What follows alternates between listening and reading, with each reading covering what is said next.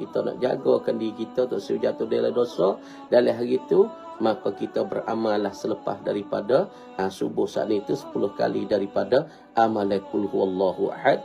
Insya-Allah kita saat itu akan dijagakan oleh Allah, dijagakan oleh para malaikat, walaupun setan tu pisah, walaupun setan saat itu dia usaha nak kita jatuh dalam satu dosa ataupun dalam berdosa, maka dengan berkat amalan qul huwallah, Allah Subhanahu wa taala tak kita jatuh di dalam berdosa dengan Allah Subhanahu wa taala.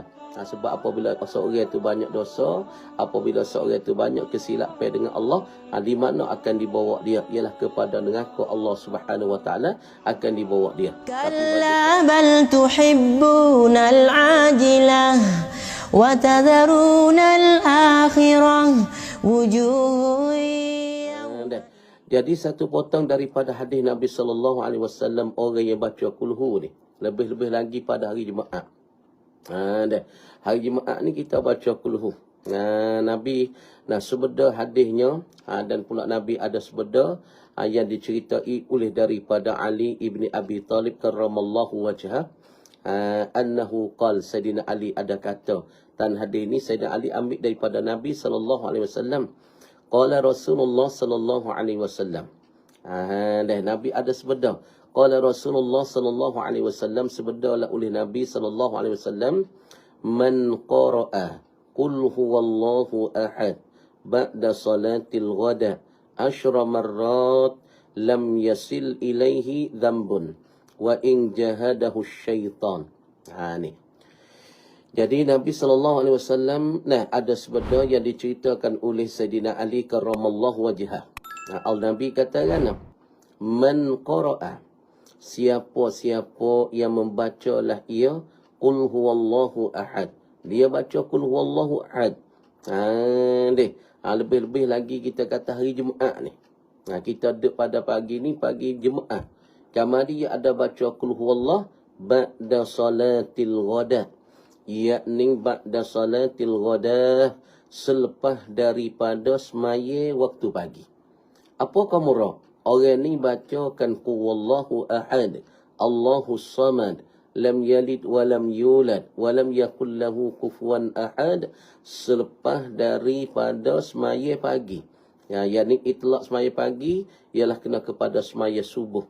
Selepas pada semaya subuh, maka kita baca qul huwallahu ahad. Nabi tak baca mana? Banyak mana?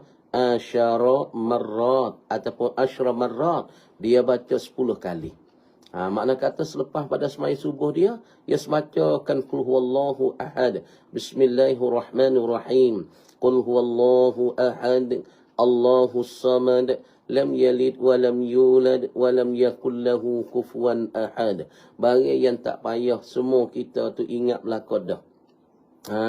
Semua kita saling ingat belakang dah qul huwallahu ahad. Tapi cara kita beramal tu lagu mana?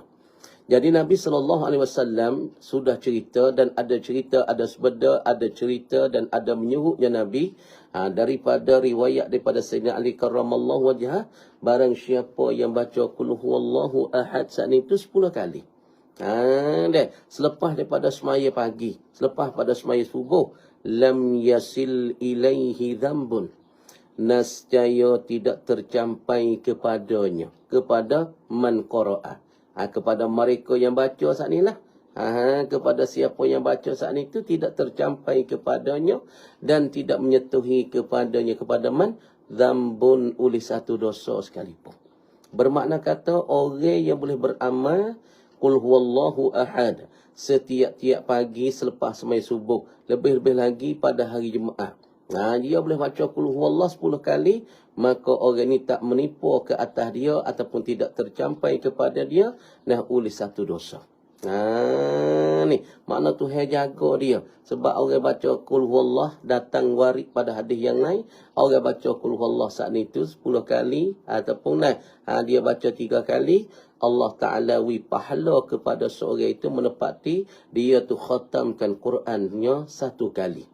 Lepas tu ni dia bacakan qul huwallah setiap-tiap kali lepas subuh, tiap-tiap kali lepas subuh 10 kali. Maka Allah Subhanahu wa Ta'ala bagi ke dianya Allah Ta'ala wi jaga kepada dia. Jadi seolah tak amal kulhu ni lah jagakan seorang ni tak jatuh di dalam dosa walaupun satu dosa.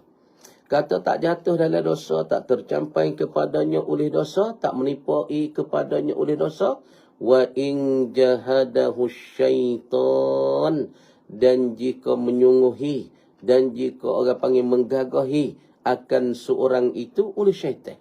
Walaupun syaitan nak ganggu dia, walaupun syaitan nak mengganggu dia, walaupun syaitan saat usaha nak pisah, nak membunuh dia, nak membinasakan dia, nak jatuh dalam satu dosa, tapi dengan berkat amalan kul huwallahu ahad, Allah Subhanahu wa taala saat itu jaga dia tak jatuh di dalam apa? Yakni tak jatuh di dalam kemusnahan ataupun dalam musibah, yakni dosa itu.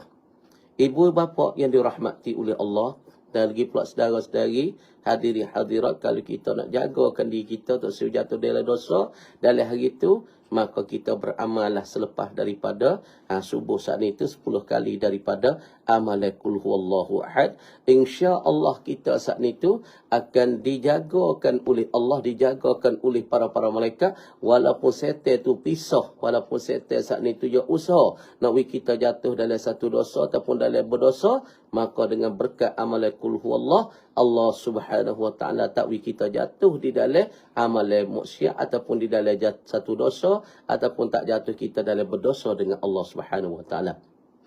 Ini nak kata sangat-sangat kuat ibu bapa, sangat-sangat berkatnya amalan kul huwallahu ahad saat itu dah. Maka kita jaga. Insya-Allah kalau kita tak sewi kita jatuh dalam dosa, kita tak sewi jatuh di dalam maksiat, tak sewi jatuh dalam deraka kepada Allah, maka kita panggillah pakat-pakat beramal kul huwallahu ahad setiap-tiap kali lepas subuh. Kita bacalah kul huwallahu ahad Allahus samad lam yalid wa lam yulad wa lam yakul lahu kufuwan ahad. Insya-Allah biiznillah Allah Taala saat ini akan hatta malaikat jagakan kita apabila setan nak tipu kita, setan nak kenak kita, maka dengan amalan kul huwallah ni lah akan jaga kita, akan jadikan kepada dia harisnya untuk menjaga kita daripada jatuh dalam satu maksiat, jatuh dalam satu dosa. Sebab apabila seorang itu banyak dosa, apabila seorang itu banyak kesilapan dengan Allah, di mana akan dibawa dia ialah kepada neraka Allah Subhanahu wa taala